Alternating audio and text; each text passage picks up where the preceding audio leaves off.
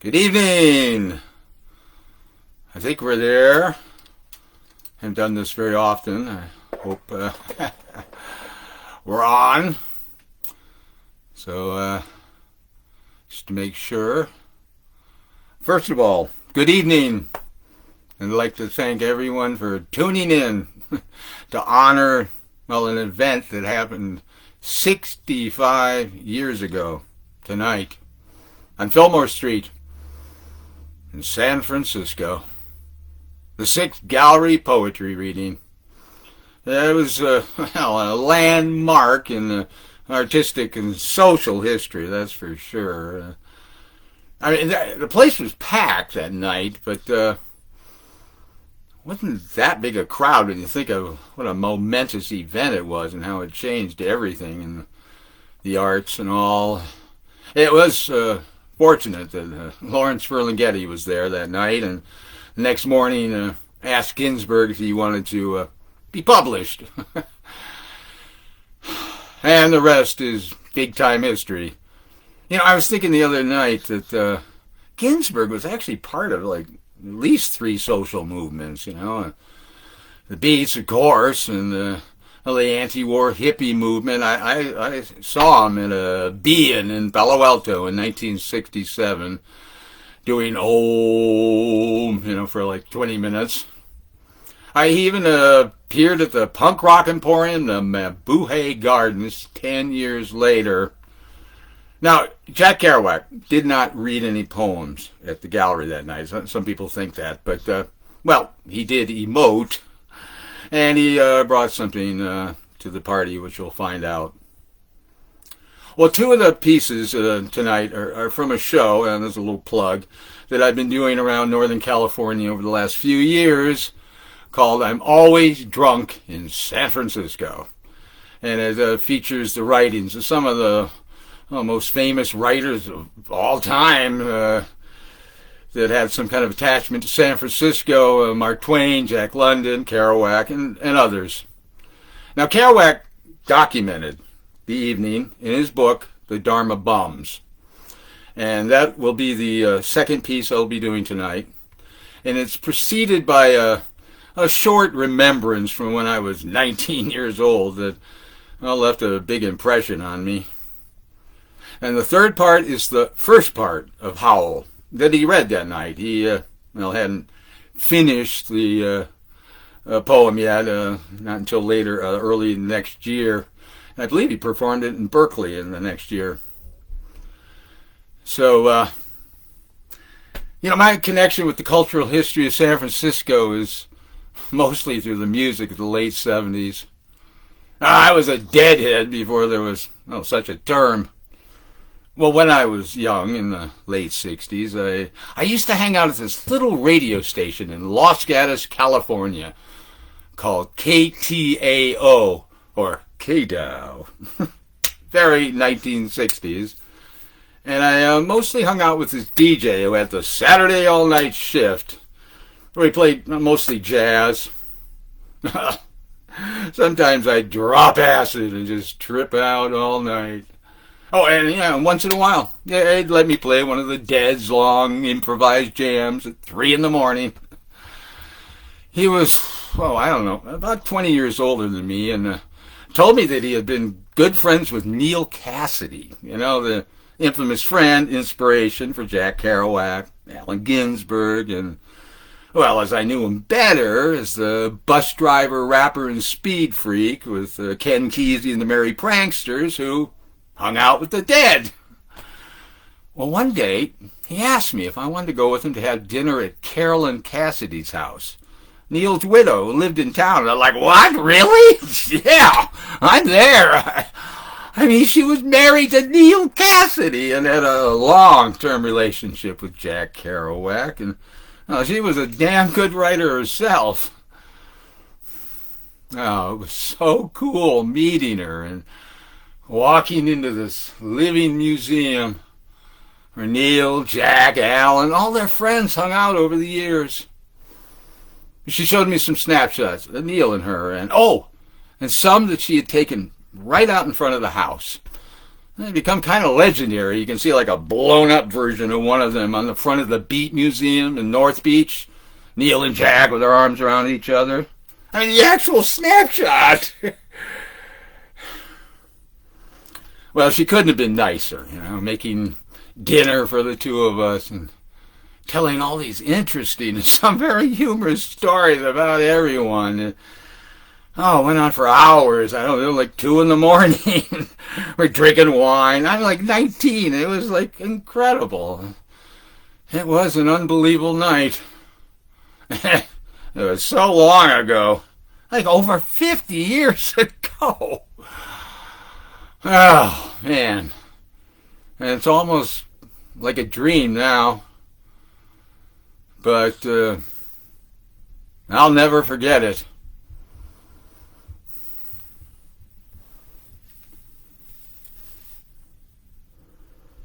Where'd you meet Jack Kerouac?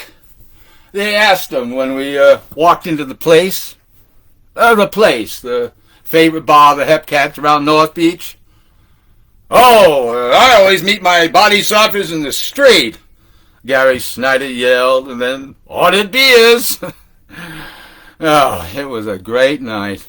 A stark night, in more ways than one. Well, he and some other poets were scheduled to give a poetry reading at the 6th Gallery in town, and they were all meeting in the bar and getting high. But as they sat around, I saw that he was the only one who didn't look like a poet. Though, poet he was, indeed. The other poets were either horn-rimmed, intellectual hepcats with wild black hair, like Allen Ginsberg, or delicate, pale, handsome poets, like Michael McClure, in a suit, or out of this world gentile Italian Americans like Phillip Lamantia, who looks like a young priest.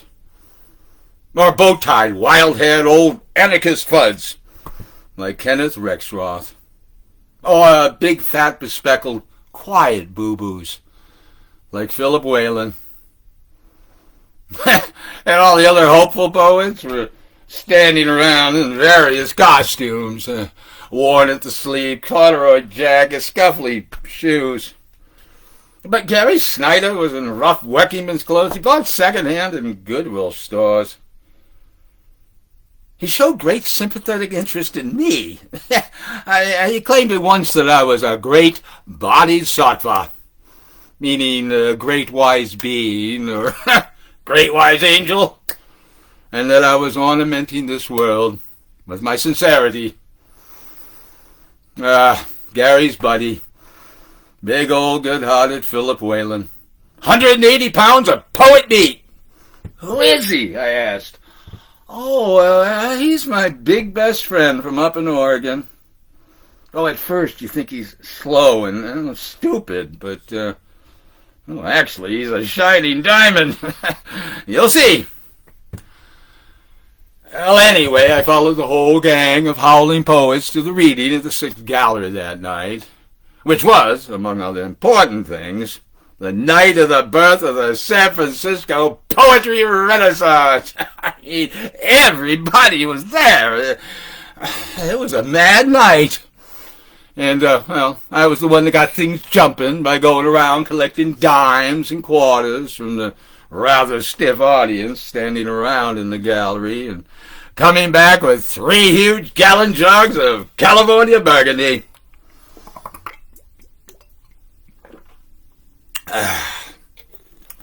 And getting them all piffed so that by 11 o'clock, when Allen Ginsberg was reading his poem Howl, drunk with arms outspread, everybody yelling, "Go, go, go!" like a jam session, and old Kenneth Rexroth, the father of the Frisco poetry scene, was wiping his tears in gladness. Oh, and Gary himself read his fine poems about Coyote, god of the North American Plateau Indians. "Fuck you!" sang Coyote and ran away. read Gary to the distinguished audience, making them all howl with joy. It was so pure. Fuck being a dirty word that comes out clean.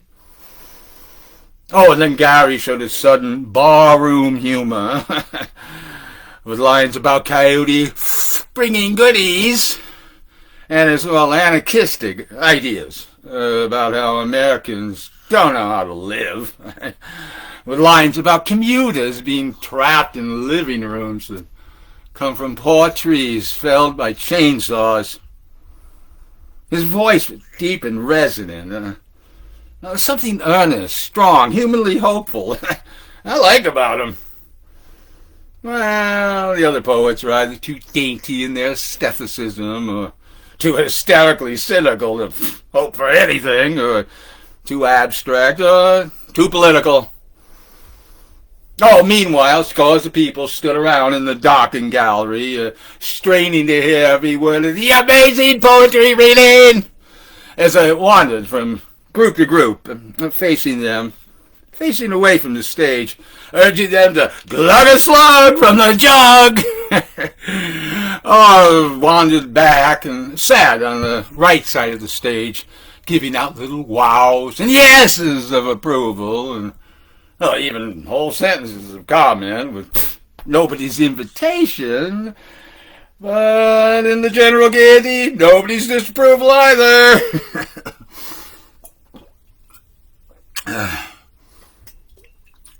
It was a great night.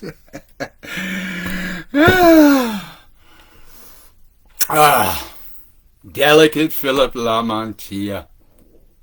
Read from a delicate onion skin, which he kept flipping carefully with long white fingers, the poems of his dead chum Hoffman, who had eaten too much peyote in Chihuahua, but read none of his own poems. A charming elegy in itself to the memory of the dead young poet. And read them in an Englishly little voice that had me crying with inside laughter, though later I got to know Phillip and liked him. Among the people standing around in the gallery was Natalie Jackson, a girl with a short haircut, red-haired, bony, handsome, a real gone chick. And, a friend of everybody of any consequence around North Beach. Was a writer herself. And was bubbling over with excitement at the time, because she was in love with my old buddy Neal Cassady. Great! Hey, Natalie! I yelled, and she took a big slug from my jug and shined eyes at me.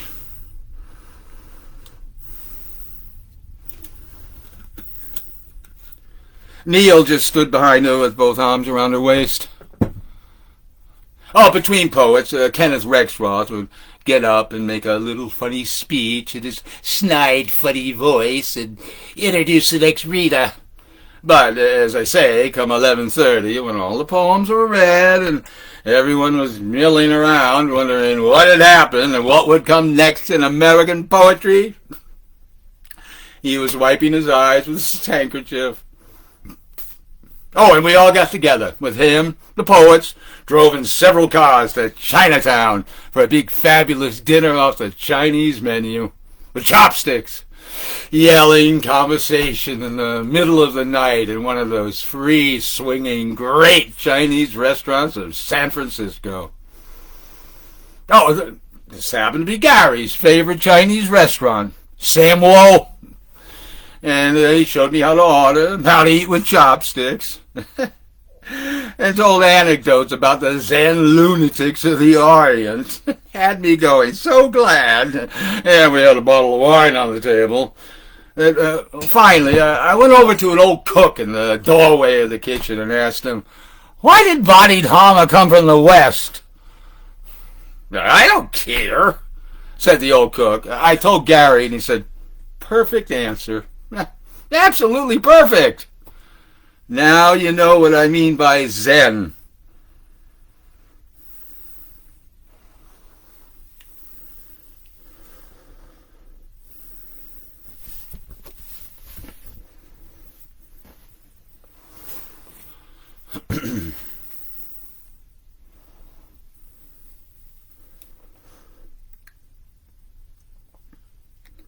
Howl! For Carl Solomon. I saw the best minds of my generation destroyed by madness, starving, hysterical, naked, dragging themselves through the Negro streets at dawn, looking for an angry fix. Angel-headed hipsters, burning for the ancient heavenly connection to the starry dynamo and the machinery of night, who poverty and tatters and hollowed-eyed and high sat up smoking in the supernatural darkness of cold water flats, floating across the tops of cities, contemplating jazz, who bared their brains to heaven under the L, and saw Mohammedan angels staggering on tenement roofs illuminated, who passed through universities with radiant cool eyes, hallucinating Arkansas and Blake-like tragedy among the scholars of war, who were expelled from the academies for crazy and publishing obscene odes on the windows of the skull, who cowered in unshaven rooms in underwear, burning their money in wastebaskets and listening to the terror through the wall, who got busted in their pubic beards returning through Laredo with a belt of marijuana for New York, who ate fire in paint hotels or drank turpentine in Paradise Alley, dead, or purgatoried their torsos night after night with dreams, with drugs, with waking nightmares, alcohol and cock and endless balls.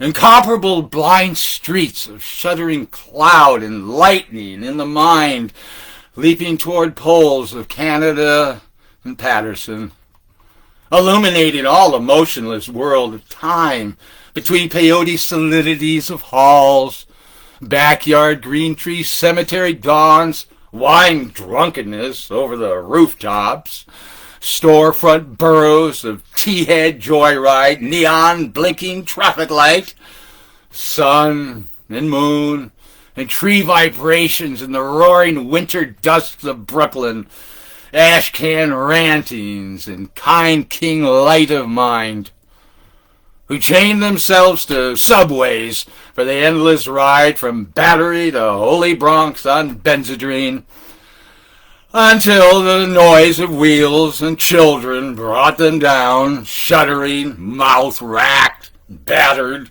bleak of brain, all drained of brilliance in the drear light of zoo, who sank all night in submarine light of Bickford's, floated out and sat through the stale afternoon in the desolate Fugazis, listening to the crack of doom on the hydrogen jukebox, who talked continuously, 70 hours, from park to pad to bar to Bellevue to museum to the Brooklyn Bridge. A lost battalion of platonic conversationalists jumping down the stoops, off fire escapes, off window sills, off Empire State, out of the moon. Yakety-yakking, screaming, vomiting, whispering facts and memories and anecdotes and eyeball kicks and shocks of hospitals and jails and wars. Whole intellects disgorged in total recall for 7 days and nights with brilliant eyes, meet for the synagogue cast in the pavement, who vanished into nowhere Zen, New Jersey, leaving a trail of ambiguous picture postcards of Atlantic City Hall, suffering eastern sweats and Tangerian bone grindings and migraines of China under junk withdrawal in Newark's bleak furnished room, who wandered around and around at midnight in the railroad yard, wondering where to go, and went, leaving no broken hearts, who lit cigarettes in boxcars, racketing through snow, through lonesome farms in grandfather night, who studied Plotinus Poe, St. John of the Cross, telepathy and Bop Kabbalah, because the cosmos instinctively vibrated at their feet in Kansas, who loaned it through the streets of Idaho, seeking visionary Indian angels, who were visionary Indian angels, who thought they were only mad when Baltimore gleamed in supernatural ecstasy, who jumped in limousines with the Chinamen of Oklahoma on the impulse of winter midnight streetlight small-town rain, who lounged hungry and lonesome through Houston, seeking jazz or sex or soup, and followed the brilliant Spaniard to converse about America and eternity. A hopeless task. And so took ship to Africa, who disappeared into the volcanoes of Mexico, leaving behind nothing but the shadow of dungarees and the lava and ash of poetry scattered in fireplace Chicago, who reappeared on the West Coast investigating the FBI in beards and shorts with big pacifist eyes, sexy in their dark skin, passing out incomprehensible leaflets, who burned cigarette holes in their arms, protesting the narcotic tobacco haze of capitalism, who distributed super-communist pamphlets in Union Square, weeping and undressing, while the sirens of Los Alamos wailed them down, and wailed down Wall, and the Staten Island Ferry also wailed, and broke down crying in white gymnasiums, naked and trembling before the machinery of other skeletons, who bit detectives in the neck and shrieked with delight in police cars for committing no crime but their own wild cooking pederasty and intoxication, who howled on their knees in the subway and were dragged off the roof waving genitals and manuscripts, who let themselves be fucked in the ass by saintly motorcyclists and screamed with joy, who blew and were blown by those human seraphim, the sailors, caresses of Atlantic and Caribbean love, who bawled in the morning, in the evenings, in rose gardens, the grass of public parks and cemeteries, scattering their semen freely to whomever come who may, who hiccuped endlessly, trying to giggle, but wound up with a sob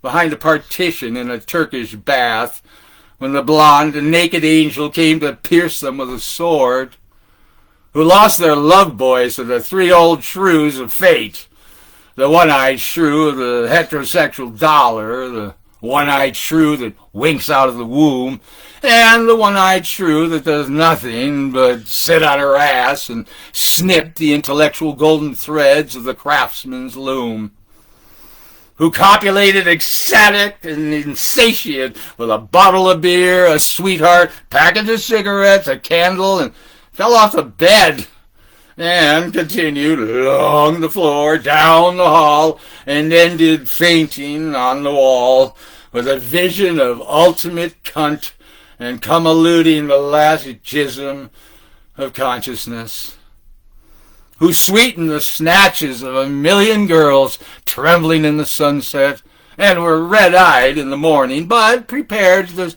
sweeten the snatch of the sunrise, flashing buttocks under barns, naked in the lake, who went out whoring through Colorado in myriad stolen night cars.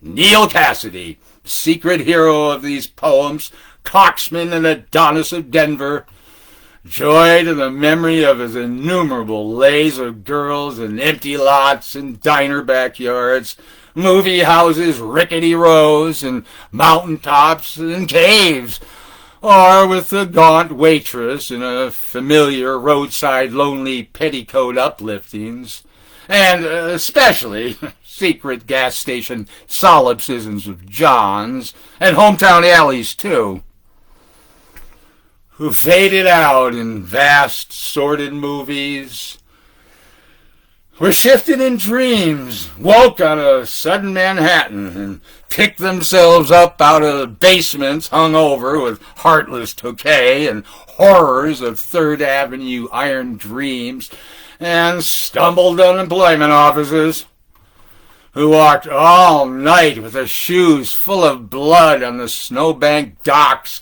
waiting for a door in the East River to open to a full room of steamed heat and opium, who created great suicidal dramas on the apartment cliff banks of the Hudson under the wartime floodlight of the moon, and their heads shall be crowned with laurel in oblivion, who ate the lamb stew of imagination, or digested the crab at the muddy bottom of the rivers of Bowery, who wept at the romance of the streets with their pushcarts full of onions and bad music, who sat in boxes breathing in the darkness under the bridge, and rose up to build harpsichords in their lofts, who coughed on the 6th floor of Harlem, crowned with flame under the tubercular sky, surrounded by orange crates of theology, who scribbled all night, rocking and rolling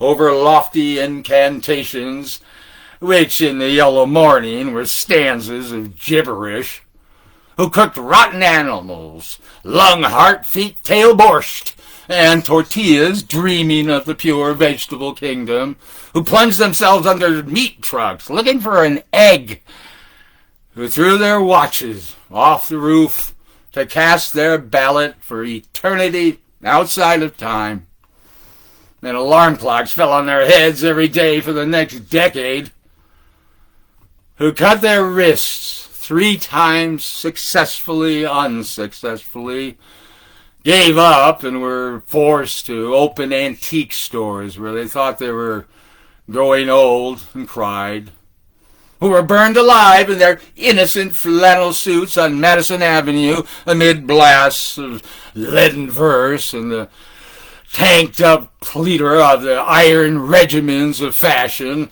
and the nitroglycerin shrieks of the fairies of advertising, and the mustard gas of sinister, intelligent editors, or were run down by drunken taxicabs of absolute reality, who jumped off the Brooklyn Bridge. This actually happened, and walked away, unknown and forgotten, into the ghostly days of Chinatown soup alleyways and fire trucks.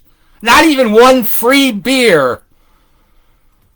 Who sang out of their windows in despair, fell out of the subway window, jumped in the filthy Passaic, leaped on Negroes, cried all over the street, danced on broken wine glasses barefoot, smashed phonograph records in nostalgic European 1930s German jazz, finished the whiskey and threw up groaning in the bloody toilet, moans in their ears in the blast of colossal steam whistles, who barreled down the highways of the past, journeying to each other's hot rod Golgotha jail to Solitude Watch, or Birmingham Jazz Incarnation, who drove cross-country 72 hours to find out if I had a vision, or you had a vision, or he had a vision to find out eternity,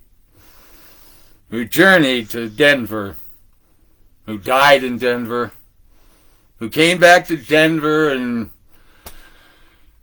waited in vain, who watched over Denver and brooded and loaned in Denver and finally went away to find out the time. And now Denver is lonesome for her heroes, who fell on their knees in hopeless cathedrals, praying for each other's salvation and light and breasts until the soul eliminated its hair for a second, who crash through their minds in jail, waiting for impossible criminals with golden heads and the charm of reality in their hearts, who sang sweet blues to Alcatraz, who retired to Mexico to cultivate a habit, or a Rocky Mount to tender Buddha, or Tangiers to boys, or Southern Pacific to the black locomotive, or Harvard to Narcissus, to Woodlawn, to the daisy chain, or grave, who demanded sanity trials accusing the radio of hypnotism and were left with their insanity in their hands and a hung jury, who threw potato salad at CCNY lecturers on Dadaism and subsequently presented themselves on the granite steps of the madhouse with shaven heads and harlequin speech of suicide, demanding instantaneous lobotomy, and who were given instead the concrete void of insulin, metrosol, electricity, hydrotherapy, psychotherapy, occupational therapy, ping pong, and amnesia, who in humorless protest overturned only one symbolic ping pong table, resting briefly in catatonia, returning years later, truly bald, except for a wig of blood and tears and fingers, to the visible madman doom of the wards of the mad towns of the East, Pilgrim States Rocklands and Greystone's fetid halls, bickering with the echoes of the soul, rocking and rolling in midnight solitude, bench dolmen realms of love. Dream of life, a nightmare. Bodies turned to stone as heavy as the moon. With mother finally fucked, and the last fantastic book flung out of the tenement window, and the last door closed at 4 a.m., and the last telephone slammed at the wall in reply, and the last furnished room emptied down to the last piece of mental furniture, a yellow rose twisted on a wire hanger in the closet.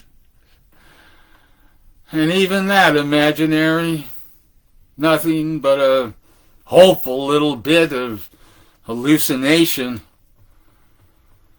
Ah, Carl, while you are not safe, I am not safe. And now you're really in the total animal soup of time, and who therefore ran through the icy streets obsessed with the sudden flash of alchemy, the use of the ellipse, the catalog, the meter, and the vibrating plane, who dreamt and made incarnate gaps in time and space through images juxtaposed and trapped the archangel of the soul between two visual images and joined the elemental verbs, set the noun, and dash of consciousness together, jumping with sensation of pater omnipotens aeterna deus, to recreate the syntax and measure of poor human prose and stand before you speechless and intelligent and shaking with shame, rejected yet confessing out of the soul to conform to the rhythm of thoughts in his naked and endless head.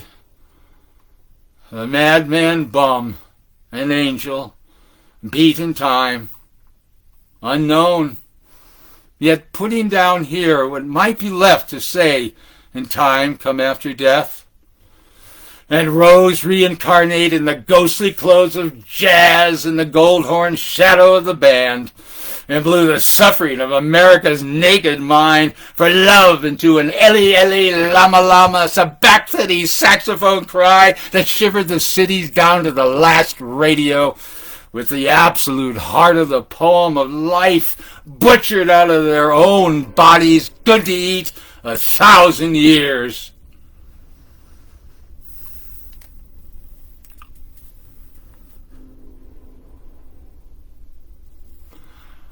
I want to thank everybody for turning up tonight and showing up.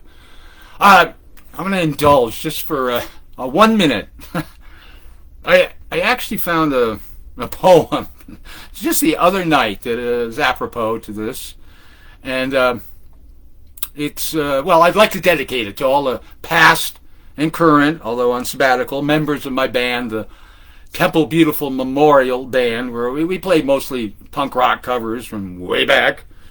And I also co-produced punk rock shows back in the 70s, so I'd like to dedicate this to all of the punk rock bands that I worked with and have enjoyed over the years and are still enjoying. Well, it's called Punk Rock, You're My Big Crybaby. I'll tell my deaf mother on you. Fall on the floor and eat your grandmother's diapers. What a lot of noise! You want a revolution? Want apocalypse? Blow up in dynamite sound? I can't get excited. Louder, Vis accuser. Fuck me in the ass. Suck me. Come in my abdominal belly buttons. Promise you'll murder me in the gutter with orgasms. Oh, I'll buy a ticket to your nightclub. I want to be busted. 50 years old, I want to go with whips and chains and leather. Spank me. Kiss me in the eye. Suck me all over. From Mabuhay Gardens to CBGB's. Toe, skull to toe. Give me your electric guitar naked. Punk president, eat up the FBI with your big mouth. Mabuhay Gardens, May 1977. Allen Ginsberg. Thank you, and have a good evening.